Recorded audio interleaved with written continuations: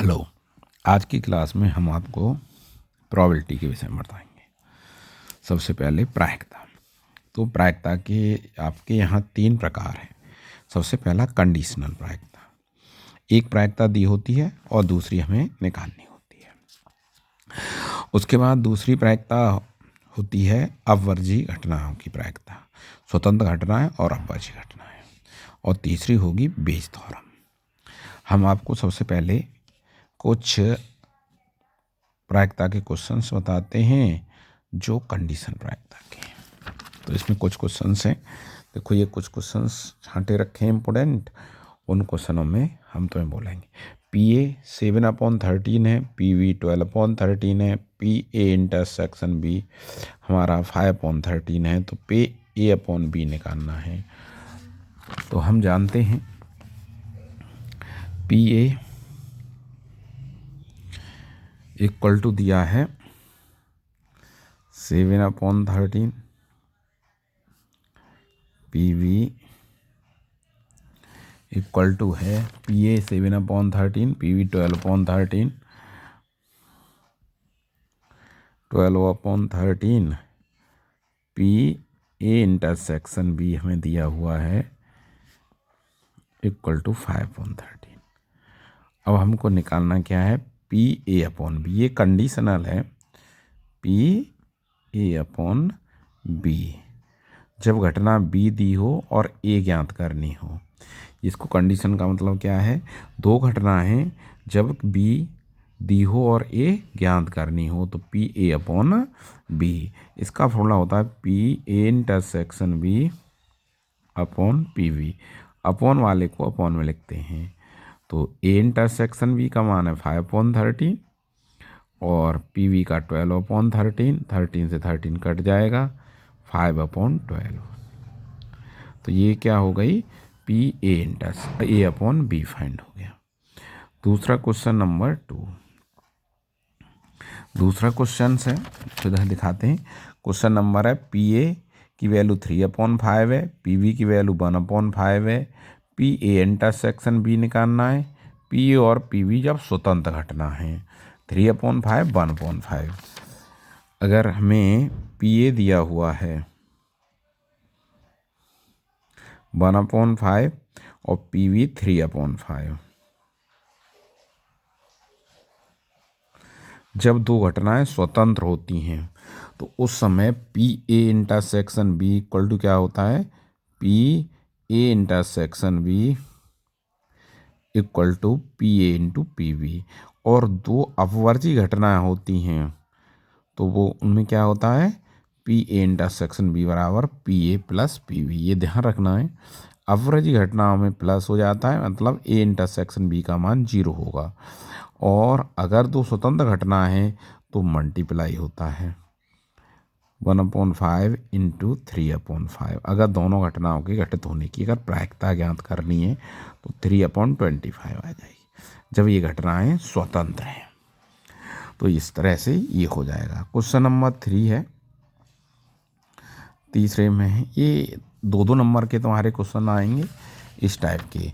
2-2 number के हम सभी क्वेश्चंस बताते हैं। ऐसे ही थ्योरेटिकल नहीं आएंगे। 2 नंबर में जो क्वेश्चंस आएगा न्यूमेरिकल टाइप में आएगा। 2-3 क्वेश्चन हमने निकाले हैं, उनको बता दे रहे हैं जो इम्पोर्टेंट छांट रखे हैं। उसके बाद जो क्वेश्चंस हैं ये 4-5 है, ये 5 नंबर में या 8 नंबर में।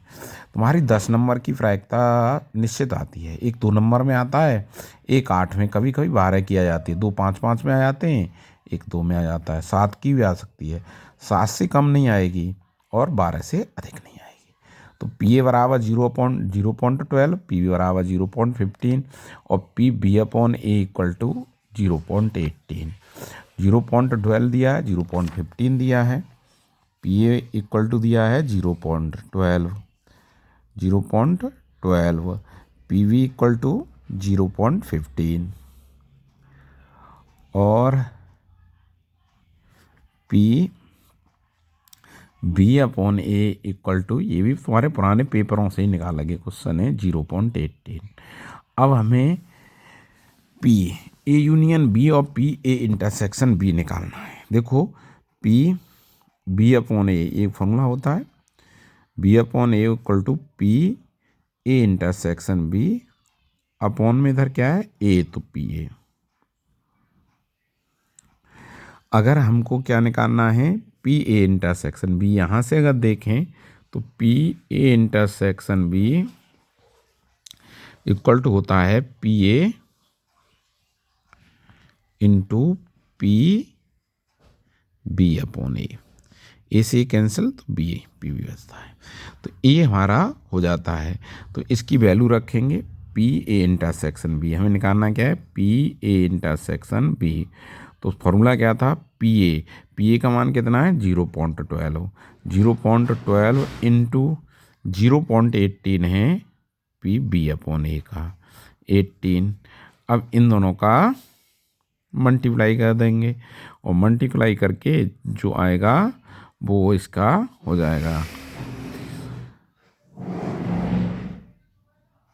तो 0.0216 ये हमारी इंटरसेक्शन की आ गई, पी ए इंटरसेक्शन बी।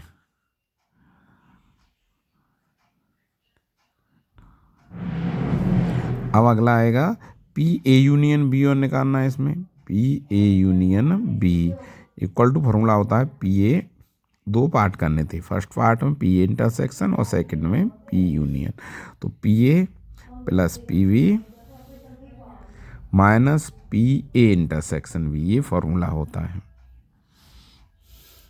तो पी ए की वैल्यू है 0.12 प्लस 0.15 माइनस 0.0216, इन दोनों को ऐड कर देंगे तो 0.27 और माइनस करना है 0.0216 इक्वल टू हम ले लेंगे 4 8 4 और 2 0 पॉइंट, इतनी इसकी प्रोबेबिलिटी यूनियन की आ गई। हमारा ये हो गया क्वेश्चन नंबर। अगला करते हैं 4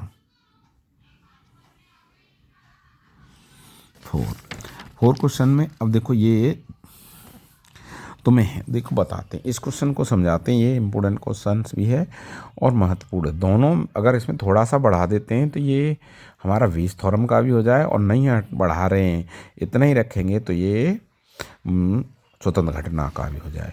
4 सफ़ेद तथा 2 काली गेंदें एक बैग में हैं तथा दूसरे बैग में 3 सफ़ेद तथा 5 काली गेंदें हैं। एक बैग अदृश्यता चुना जाता है और एक गेंद निकाली जाती है। गेंद के होने की काली होने की हमें क्या निकालनी है, गेंद के काली होने की प्रायिकता ज्ञात कीजिए। जो गेंद है वो काली होने की प्रायिकता हमको ज्ञात करनी है। अगर इतना आता है तो ये हमारी स्वतंत्र घटनाएं हो जाएंगी, पहले बैग की और दूसरे बैग की। दोनों बैगों से कोई एक बैग में से निकालना है और निकालने के बाद निकल जाती है। अभी इसमें आगे आता है कि जबकि ज्ञात है कि गेंद किसकी होनी चाहिए, पहले बैग से। जो निकाली गई गेंद है वो किस बैग की होनी चाहिए, पहले बैग की। तो ये किसकी हो जाएगी, तो ये कंडीशंस आ जाएगी, तो ये बीज थ्योरम हो जाएगी। आगे इसी में अगर आ जाता है जबकि गेंद पहले बैग में से है, पहले बैग की है गेंद, कैसे में है, पहले बैग में। अगर इसमें ही लिख दिया जाए गेंद पहले बैग की है, अगर गेंद पहले बैग की है तो ये क्या हो जाएगा, अब वेज थ्योरम का सब क्वेश्चन हो गया। इंपॉर्टेंट क्वेश्चन है, वेज थ्योरम में भी आता है। तो अब हम इसमें सबसे पहले वेज थ्योरम में क्या करते हैं, P1 और E2 दो घटनाएं कंडीशंस होती हैं। P1 का मतलब पहले बैग की गेंद, पहले बैग से गेंद निकालने की प्रायिकता, अर्थात पहले बैग चुना जाए, पहले गेंद होना पहला बैग चुना जाए। 2 बैगों में से एक बैग चुनने की 1/2 होगी। और E2 PE2, अब E2 क्या है, दूसरा बैग चुना जाए, तो 2 बैगों में से एक बैग चुनने की 1/2 हो गई। PE1 और E2 हो गया। अब हम ऐसी निकालते हैं कि गेंद क्या हो, काली, इस क्वेश्चन कह रहा है काली गेंद, और गेंद काली होने के लिए पहले वेग की गेंद होनी चाहिए। तो पहले वेग की गेंद को निकालने के लिए A/E1 लिख देंगे, P/A/E1। पहले गेंद की और काली गेंद होने के लिए देखो यहाँ क्वेश्चन में लिखा है 4 सफ़ेद 2 काली हैं, और पहले में से काली गेंद होगी तो कितनी गेंदें हैं, 2 काली, और कुल गेंदें कितनी हैं, 6, तो बराबर 1/3। अब हम उसके बाद निकालते हैं दूसरे वेग की गेंद काली हो, क्यों गेंद काली गेंद निकालनी है। वो कह रहा है प्रायिकता ज्ञात कीजिए कि गेंद क्या होनी चाहिए, काली। तो हम दूसरे वेग की भी काली ही गेंद निकालेंगे। पहले वेग में से निकाली, अब दूसरे वेग में से निकाली। अब दूसरे वेग में से जो काली गेंद निकाली है, यही वेज थ्योरम होती है। वेज थ्योरम ज़्यादा हार्ड नहीं, बहुत सिंपल है, मगर ये चीज़ें पता चलना चाहिए कौन सा कहाँ आना है। अब दूसरे वेग में से जो काली गेंद निकाली है वो निकालनी, कितनी बैग हैं दूसरे बैग में जो गेंदें हैं, 3 सफ़ेद और 5 काली हैं, तो कुल कितनी काली हैं, 5, और उनमें से टोटल हैं 8। तो दूसरे बैग में से जो गेंद निकाली है काली, उसकी प्रायिकता कितनी हो जाएगी, 5/8। अगर यहाँ 3 बैग होते ना तो ये ध्यान रखना PA/E3 हो जाता, और इन तीनों का PA1 PA2 और PA3 का सम हमेशा 1 होता है, ये ध्यान रखना है। तो ये 1/3 1/3 और 1/3 आता। कहीं भी E1 और E2 निकालें, कोई भी क्वेश्चन आएगा, अगर 3 वाला हो या 2 वाला हो, इन दोनों का सम क्या आना है, 1 के इक्वल होता है। अगर एक दिया है दूसरा नहीं दिया तो 1 में से माइनस करके निकाल लेंगे, क्योंकि इनमें से जो चुनने होते हैं ये क्या होना है, चुनने वाला। दोनों घटनाएं घटित होने, पहली घटना घटित होने की और दूसरी घटना घटित होने की प्रायिकता है। उसके बाद जो हमें निकालनी होती है, बेस थ्योरम यही समझना है कि जो जिसकी हमें निकालनी है, काली गेंद, नीली गेंद, लाल गेंद, पहले वेग में से या कहीं भी, तो वो क्या होगी, A/E1। ऐसे दूसरे में से वही चीज़ जो निकालनी है वो A/E2 होगी। इस तरह से हम यहाँ इतना निकालेंगे। एक दो क्वेश्चन हम समझाएंगे, उन्हें करके नहीं दिखाएंगे, लेकिन बता देंगे कैसे E1 और E2 लेते हैं। अब वो कहेंगे कि दोनों बैगों में से काली गेंद तो निकल आई, अब वो जो गेंद काली है वो किस बैग की है वो हमें निकालनी प्रायिकता। पहले बैग की है तो E1 लेंगे, और दूसरे बैग की है तो E2 लेंगे। अब हमने जो बैग है वो गेंद निकली है, वो काली गेंद तो निकल आई, अब किस बैग की है, इस बैग की प्रायिकता है दी गई क्या है कि जो गेंद निकले काली वो पहले बैग की होनी चाहिए, तो क्या होना है, E1। तो हम क्या निकालना है, PE1/A, ये प्रायिकता निकालनी है, E1/A। तो बेस थ्योरम क्या होगी, देखो जो यहाँ E1 है तो यहाँ भी E1 ही आएगा, ये ध्यान रखना है। ऊपर वही आता है जो यहाँ निकालनी होती है, PE1 × PA/E1।